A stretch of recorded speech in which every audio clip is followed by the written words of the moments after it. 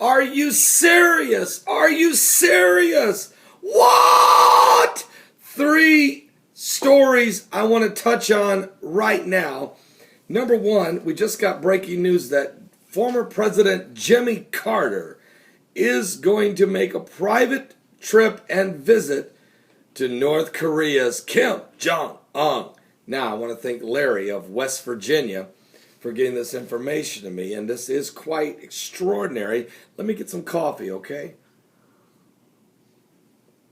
There are numerous reports that former U.S. President Jimmy Carter will travel to North Korea on a private mission to free the North American man detained there. Now, we all know that Dennis Rodman is scheduled to go there I believe it's August the 3rd, so in about 4 days.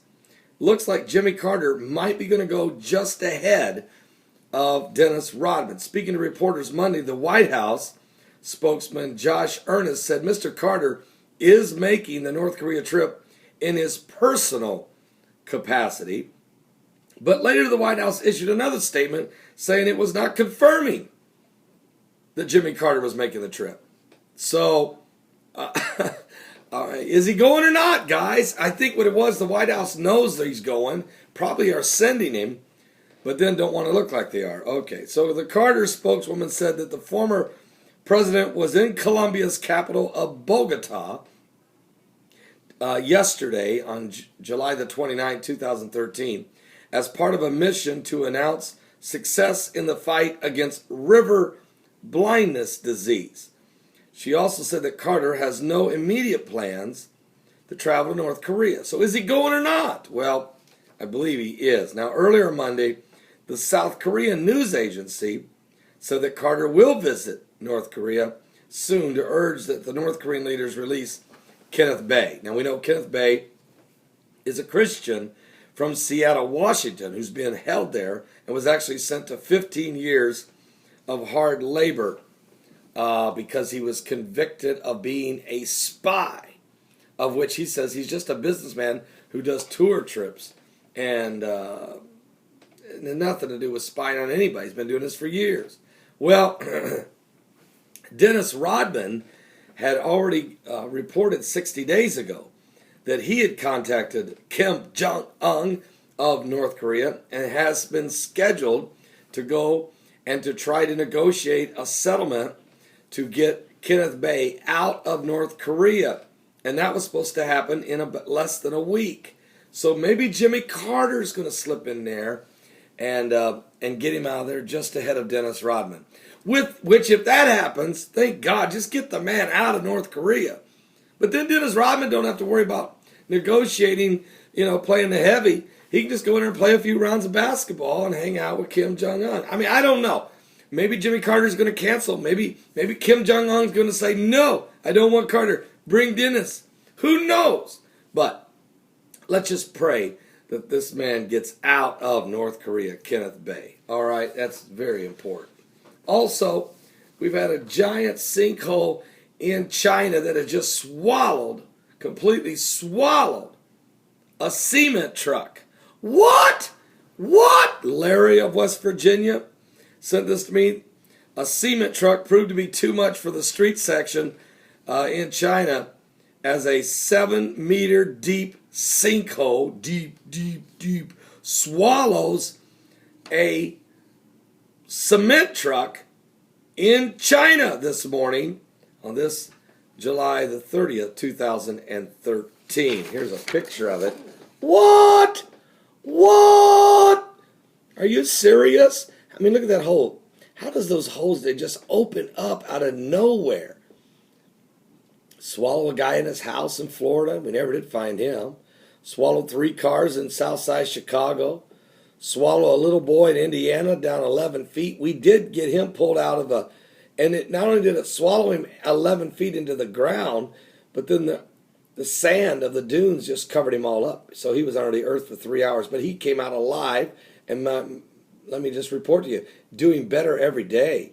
He's playing, he's eating well, working on some speech therapy, but I mean, he's up and around, running around. And now we got a cement truck swallowed in China? What? Yes, folks. You don't think we're in the last days? Whereas the Bible says there'd be great fear would come upon people. Men's hearts would fail them for fear of things coming upon the earth. Well, and then we've got Mohammed Mursi. Mohammed Mursi. We've got a report, the BBC's reporting. I want to thank Reverend Gary of Kentucky. But the ousted Egyptian leader, Mohammed Mursi, he's doing well. Sure he is. He was president of a country and now he's being charged with murder. But he's doing well. Well, European Union Foreign Policy Chief Catherine Ashton says that Egypt's ousted president Mohammed Mursi is doing well, but that she does not know where he's being held. Then how do you know if he's doing well?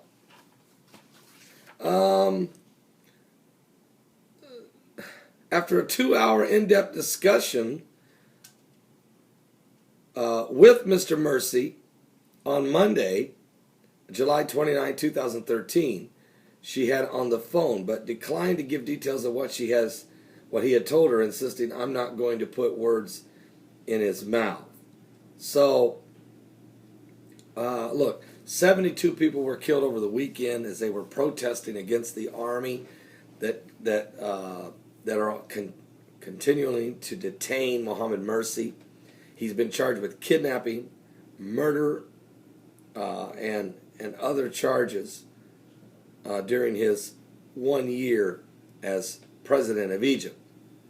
So we've got some very serious things taking place, and we know that we're living in the last days. As we begin to watch the burden of Egypt, as it says in the book of Isaiah chapter 19. Not only would there be a fierce king, a cruel lord, he would destroy the governing council, and that there would be the idols of Egypt would be moved at the presence of the Lord.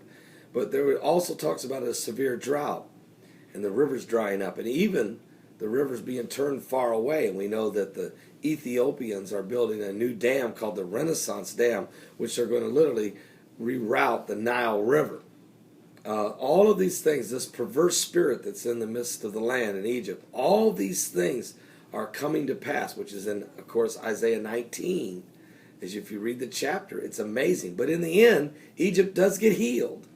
Matter of fact, Egypt and Syria and Israel form an alliance where there's a highway of communication between Cairo, Egypt, and at least from the Sinai all the way to Damascus. So it's quite amazing.